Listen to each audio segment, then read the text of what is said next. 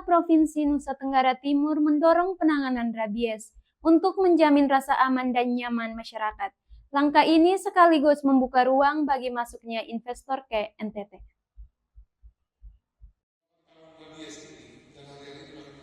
Pemerintah Provinsi Nusa Tenggara Timur terus mendorong percepatan penanganan rabies di seluruh wilayah. Langkah ini dilakukan agar NTT menjadi daerah yang aman dan nyaman, bukan hanya untuk masyarakat lokal, tapi juga bagi wisatawan dan para investor yang datang ke bumi Floba Morata. Melalui Dinas Peternakan dan kerjasama lintas sektor, program vaksinasi hewan penular rabies seperti anjing dan kucing terus digencarkan. Selain itu, masyarakat juga diberi edukasi tentang bahaya rabies dan pentingnya tindakan cepat bila terjadi gigitan. Kemudian menganiaya. Dia nyamparnya manusia dan hewan dua-dua satu kali. Dan rabies ini salah satu dia nyamparnya dua-dua. Manusia mati, hewan juga mati. Dan ini, kalau orang bilang kita punya rabies tinggi, orang takut datang ke NTT. Orang takut datang. Pemerintah juga memastikan kesiapan fasilitas kesehatan dan ketersediaan vaksin anti rabies di sejumlah titik, terutama di daerah-daerah dengan potensi kasus tinggi. Langkah ini menjadi bagian dari komitmen menuju NTT bebas rabies tahun 2030. Cegah dulu jangan kena, bagaimana kalau kena, bagaimana mengatasi ketika dia sudah kena di puskesmas. Nah itu bisa dikerjakan. Kota Tua kita tarik sekarang 0. Nanti yang lain kita cek kabupaten mana lagi. Jadi dia target itu yang terjelas, terukur dan selanjutnya kita kerja. Dengan target begini kita mau kerja apa?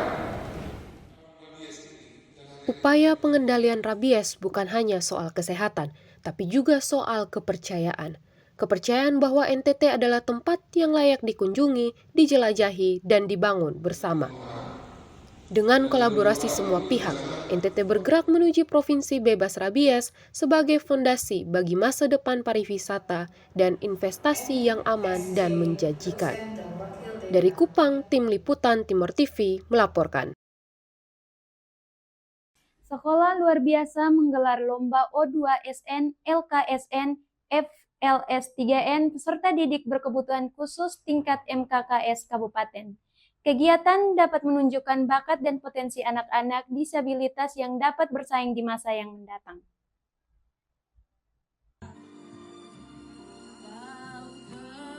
Dinas Pendidikan Kepemudaan dan Olahraga Belu, melalui sekolah luar biasa menggelar kegiatan lomba peserta didik berkebutuhan khusus tingkat kabupaten. Kegiatan ini diikuti oleh beberapa sekolah luar biasa yang ada di Kabupaten Belu dan Malaka. Kegiatan ini digelar di Sekolah Luar Biasa Bakti Luhur Atambua pada Rabu, 28 Mei 2025. Kegiatan ini bertujuan menjadi wadah bagi peserta didik berkebutuhan khusus untuk menunjukkan bakatnya di berbagai bidang. Adapun beberapa lomba yang dibawakan oleh peserta didik, antara lain, lomba menyanyi, mewarnai, dan lomba pocee. Ketua MKKS SLB Kabupaten Belu Malaka, Dr. Randus Agustinus bin Sasi menjelaskan, melalui kegiatan ini, anak-anak disabilitas dapat menunjukkan bakat dan potensi di berbagai bidang.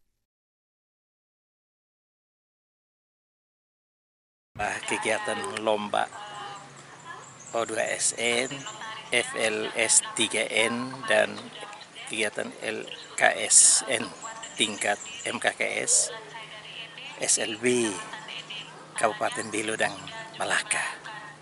Mendapatkan atau menemukan siswa-siswa yang berbakat untuk kita bisa menempa mereka, mendapatkan siswa yang betul-betul berprestasi, yang bisa dapat bersaing untuk mengembangkan bakat dan minat ini ke ajang yang lebih besar, dan juga untuk bisa mendapatkan prestasi-prestasi yang bagus demi masa depan mereka.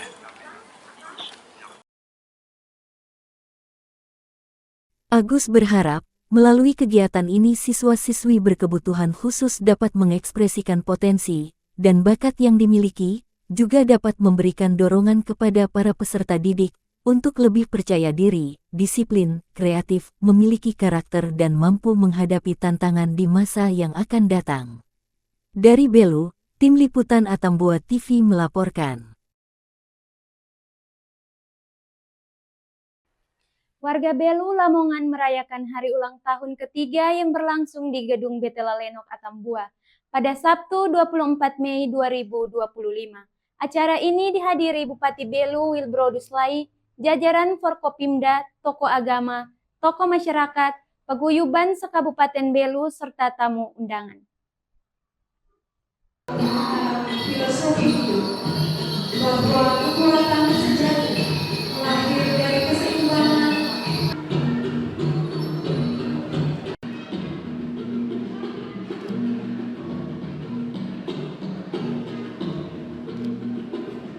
Kegiatan hari ulang tahun warga Belu Lamongan mengusung tema Tali Rasa Satu Asa dari Lamongan Kita Bersaudara. Kegiatan ini secara resmi dibuka ditandai dengan pemotongan nasi tumpeng oleh Bupati Belu yang didampingi oleh Ketua Paguyuban, pimpinan Forkopimda, dan juga para tokoh agama.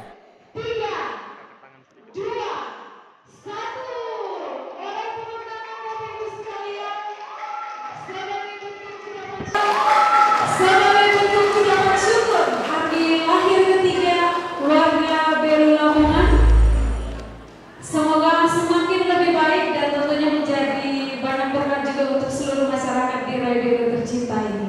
Hari lahir paguyuban ini diselenggarakan sebagai bentuk rasa syukur atas eksistensi dan kebersamaan warga asal Lamongan yang berdomisili di Kabupaten Belu.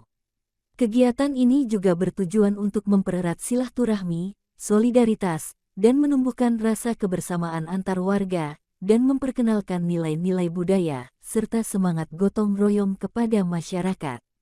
Ketua Warga Belu Lamongan Faisal Silahudin Goni dalam sambutannya mengucapkan, terima kasih kepada panitia, para undangan, masyarakat Belu Lamongan, serta pemerintah Kabupaten Belu, atas dukungan sarana dan fasilitas yang disediakan untuk memperlancar jalannya kegiatan ini.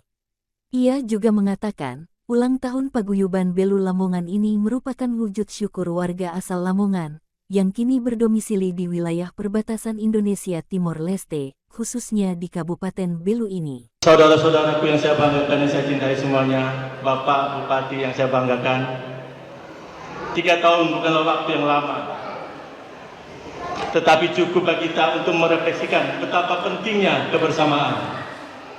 Paguyuban warga Belu Lamongan terbentuk dari kesadaran kolektif bahwa kita sebagai perantau dari Lamongan yang hidup dan menetap di Rai Belu tercinta ini memerlukan ruang silaturahmi, wadah persatuan, dan saluran komunitas yang menjabatani perbedaan latar belakang dan pengalaman hidup kita masing-masing.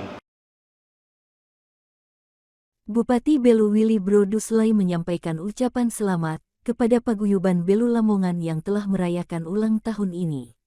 Ia mengatakan, paguyuban ini harus terus berkembang dengan berbagai kegiatan-kegiatan positif, serta akan berkolaborasi dengan pemerintah dalam membangun Rai Belu tercinta ini.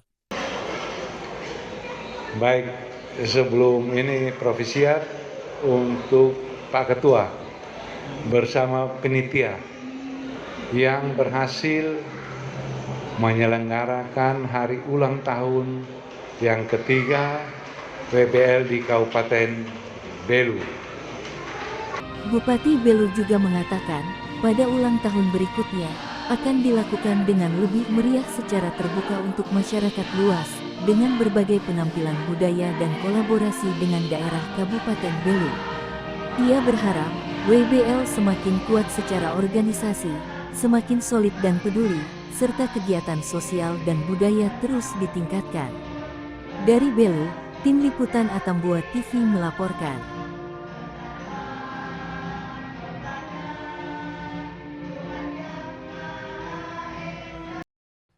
Pertumbuhan ekonomi Nusa Tenggara Timur di awal tahun 2025 menunjukkan arah yang positif. Informasinya usai jeda.